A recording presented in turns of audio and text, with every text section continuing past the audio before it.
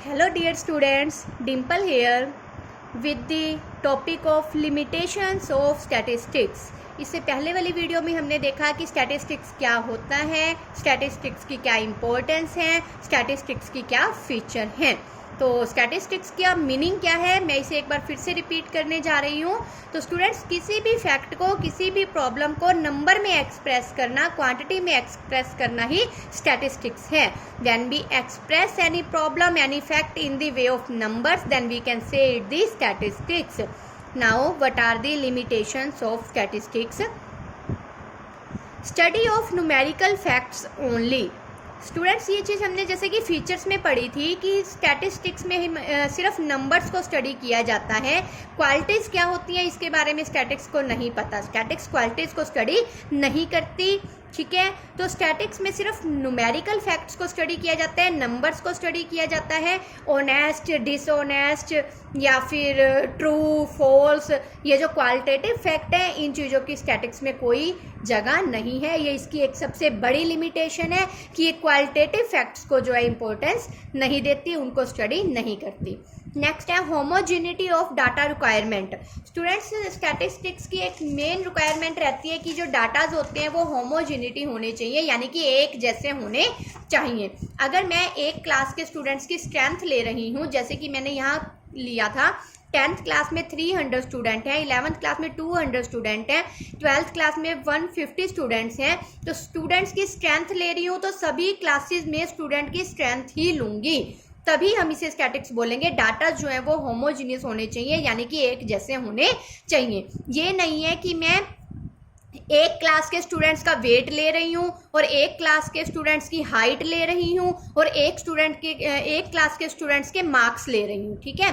तो अगर मैंने 10th के स्टूडेंट्स की हाइट ले ली कि इस बच्चे की इतनी हाइट है, इस बच्चे की इतनी हाइट है, और 11th के स्टूडेंट्स का वेट ले लिया कि इस बच्चे का इतना वेट है, इस बच्चे का इतना वेट है, 12th के स्टूडेंट्स के मैंने मार्क्स ले लिए कि इनके 10th में इतने इतने मार्क्स आए थे, तो इनके थ्रू कोई भी कंक्लूजन फाइंड आउट नहीं किया जा सकता स्टूडेंट्स।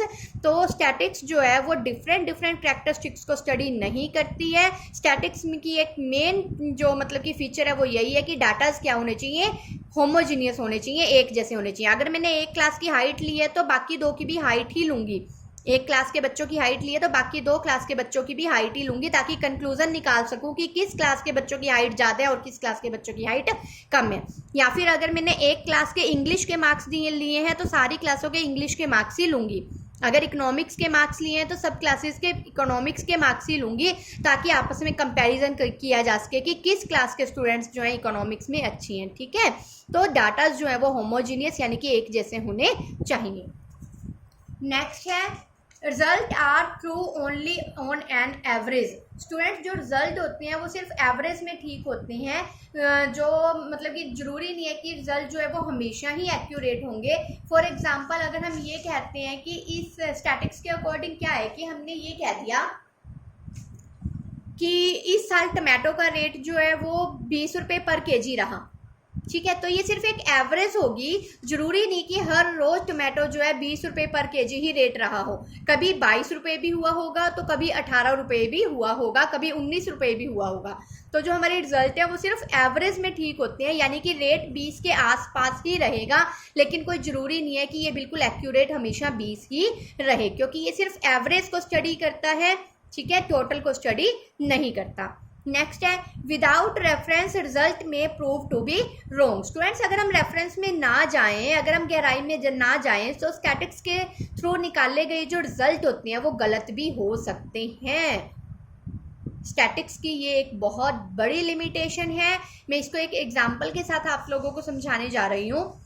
देखिए, हमने यहाँ दो फर्म ली हैं, एक ए फर्म है और एक बी फर्म है, ठीक है। ए फर्म का जो पर ईयर प्रॉफिट है वो क्या है कि ए फर्म का फर्स्ट ईयर ए फर्म को 1000 का प्रॉफिट हुआ, नेक्स्ट ईयर 2000 का प्रॉफिट हुआ, नेक्स्ट ईयर 3000 का प्रॉफिट हुआ, तो 3 सालों में उसका टोटल प्रॉफिट था 6000।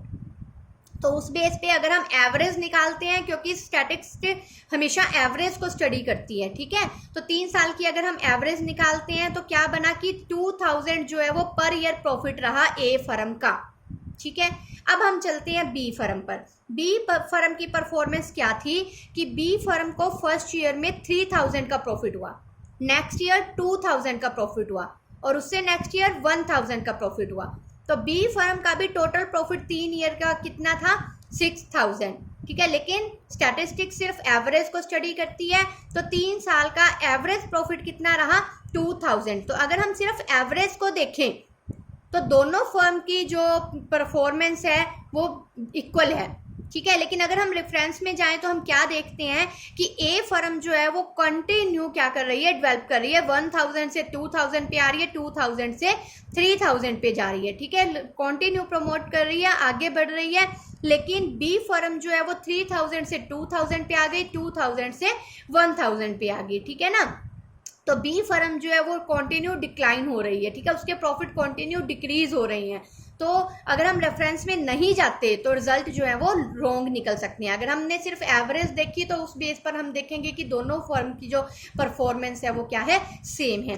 तो यही इसकी सबसे बड़ी लिमिट है, कि विदाउट रेफरेंस रिजल्ट जो है वो गलत भी हो सकते हैं।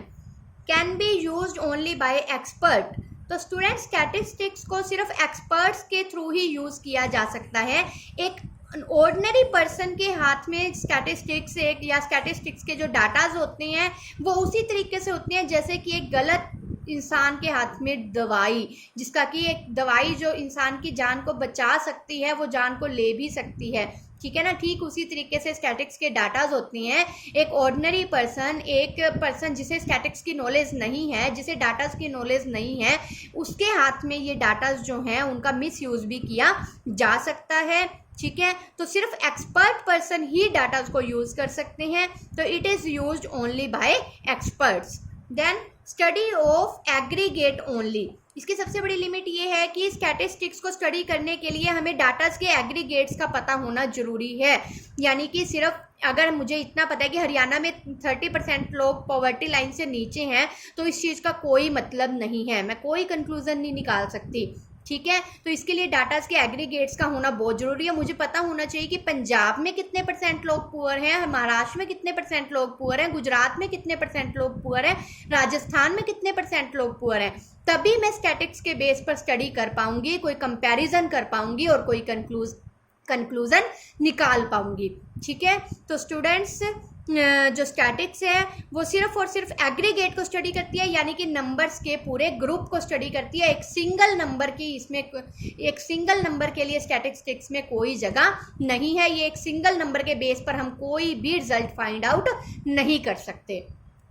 Miss use of statics is possible. जैसे कि मैंने पहले भी बताया, स्टैटिस्टिक्स का मिस यूज़ किया जा सकता है। और ज़्यादातर ऐसा क्या होता है कि हम लोग देखते हैं कि टीवी में आता है कि हाँ जी ये डाटाज तो इस चीज़ से रिलेटेड थे, लेकिन अपोजिट पार्टी ने ये डाटाज इस तरीके से रिप्रेजेंट किए हैं। ठीक है ना, तो डाटाज को मिस यूज़ किया जा सकता है। तो स्टूडेंट्स ये थी लिमिटेशंस ऑफ स्टैटिस्टिक्स।